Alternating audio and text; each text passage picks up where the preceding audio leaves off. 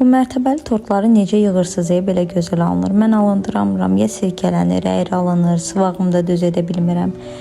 Bu cürə suallar mənə çox gəlir. Əlbəttə ki, 2 mərtəbəli tortların yığılması heç asan deyil. Kimlər üçün?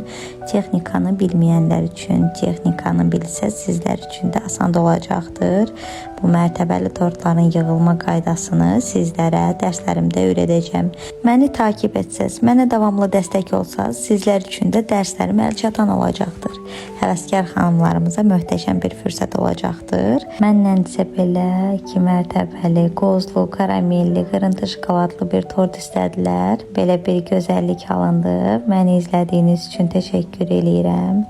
Məni takib etsəz, mənə bol rəylər yazsaz çox sevinərəm.